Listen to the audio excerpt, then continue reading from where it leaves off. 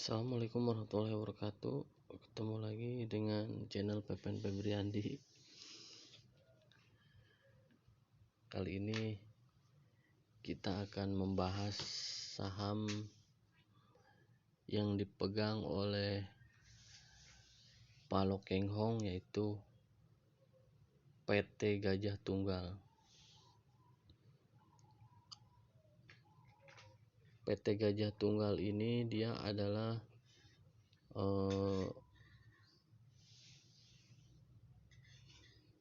produsen ban terbesar di Asia Tenggara.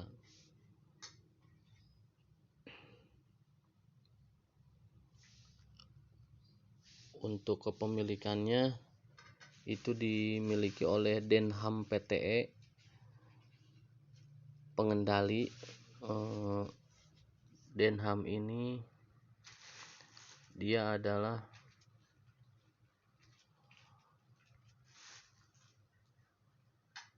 perusahaan dari Singapura ya.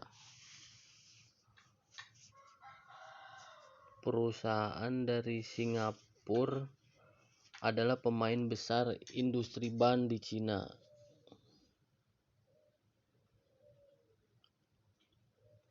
Berpusat di Singapura. Kepemilikannya adalah 49,5%.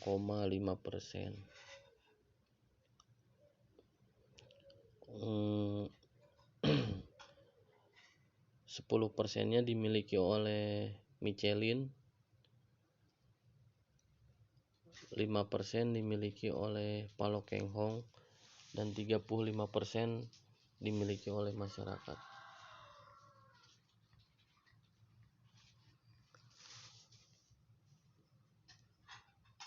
PT Gajah Tunggal ini berdiri sejak tahun 1951 dan baru listing di Bursa Efek itu tahun 1990 dengan IPO price-nya 5.500. Perusahaan ini berhasil masuk ke dalam top 100 most value and strong Indonesia brand. Jadi masuk ke 100 brand terbesar di Indonesia. GJTL ini ramai diperbincangkan itu ketika Pak Lo Keng Hong masuk ya pada tanggal 7 Januari 2021. Nah, kita bisa lihat di sini di riwayat ininya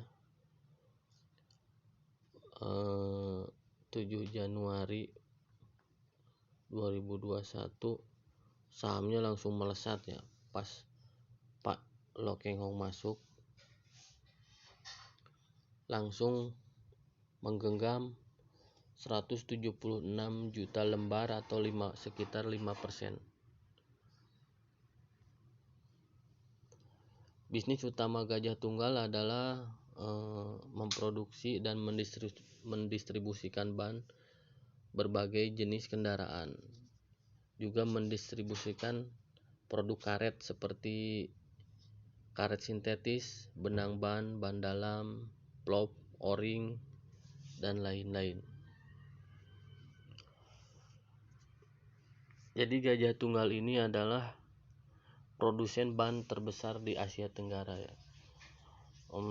Dia pun memproduksi ban dari Michelin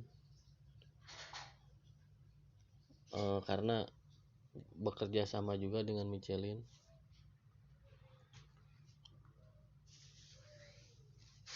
Tahun 1996 PT Gajah Tunggal ini mengakuisisi PT Mashindo Alloy Way, produsen pelek berbahan aluminium terbesar kedua di Indonesia. Tahun 1995 mengakuisisi PT Langgeng Baja Pratama, sebuah produsen kawat baja. Perusahaan pertama yang diakuisisi adalah PT Procelum Industri sebuah produsen kain ban dan benang nilon.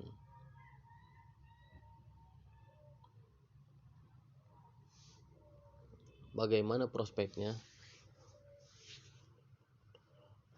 PT Gajah Tunggal ini memiliki market cap 2,2 triliun dan sekarang itu dia mengalami kerugian 169 miliar, dan itu dikarenakan selisih kurs. Kita lihat di hutang jangka panjangnya ya. Jadi Gajah Tunggal ini dia hutangnya hutang dolar gitu. Jadi kerugian Gajah Tunggal ini adalah kerugian selisih kurs karena rupiah melemah.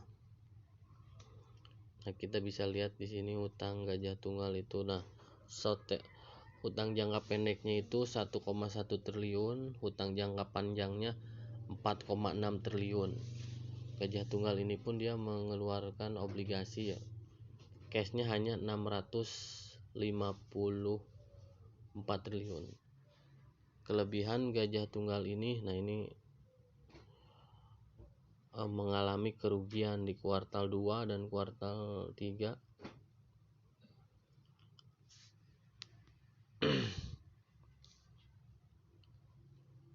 Dan ROE-nya pun minus ya. Cuma di quick ratio-nya, jadi ketersediaan cash-nya itu masih di atas 1, jadi masih bagus.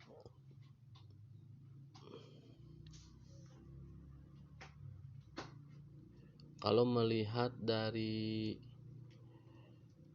riwayat harganya, kita bisa lihat. Nah, kemarin penurunan yang harga saham yang drastisnya di sekitar bulan Januari, dan dia mulai rebound lagi, sekarang udah mulai naik lagi.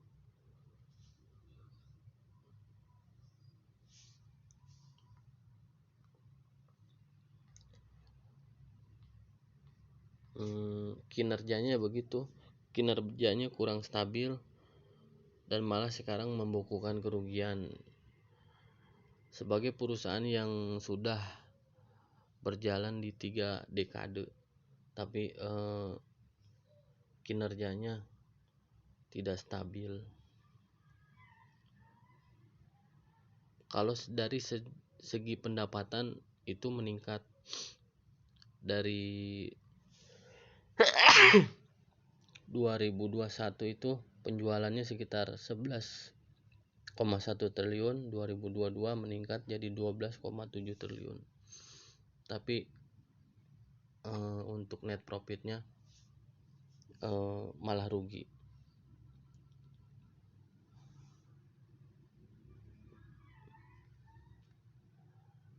Tapi secara penjualan itu di domestik meningkat 21%, ekspor malah menurun 1,1%.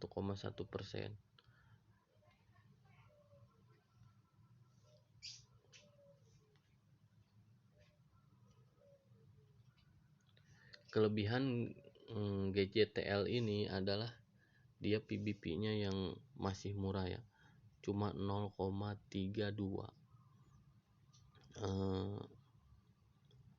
Utangnya masih tinggi, cuma dari segi brand dia produsen terbesar se-Asia Tenggara, jadi brandnya udah mulai kuat dan banyak merek seperti Daihatsu itu memakai ban Gajah Tunggal, dan merek-merek mobil lainnya, Toyota. Dan Gajah Tunggal ini juga dia yang memiliki perusahaan IRC ya, perusahaan ban motor yang mempunyai kualitas yang bagus. Di 2021 kemarin dia membagikan dividen 10 perak per lembar. Di 2023 dia karena perusahaannya rugi, dia absen membagikan dividen. kinerjanya belum stabil, tapi secara brand, secara perusahaan, secara kepemilikan kita bisa bandingin perusahaan Gajah Tunggal ini dengan perusahaan multistrada. Perusahaan multistrada yang kepemilikannya udah dipegang oleh Michelin ya, 99,6% udah dipegang Michelin, tapi valuasinya PBP-nya nyampe 4,3. Nah, sedangkan Gajah Tunggal ini PBP tertingginya itu cuma menyampai angka 1.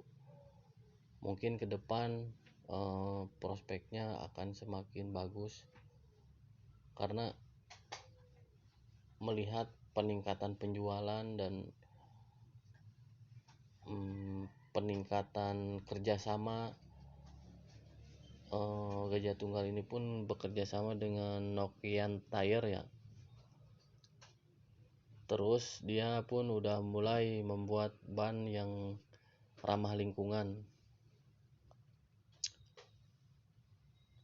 Berharap nanti mungkin ketika Michelin terjun langsung bisa kualitas bannya semakin baik. Oke, mungkin sekian dulu pembahasan saham kali ini. Disclaimer on, jangan lupa analisa kembali bagi yang mau investasi. Bagi yang mau trading ini juga bisa karena PBP-nya masih rendah. Maksudnya trading itu kita pas lagi harga turun kita masuk, naik sedikit kita bisa jual dulu sambil ya mungkin yang nyangkut ditahan dulu buat invest juga. Oke, disclaimer on, jangan lupa analisa kembali tentang pembahasan saham Gajah Tunggal ini.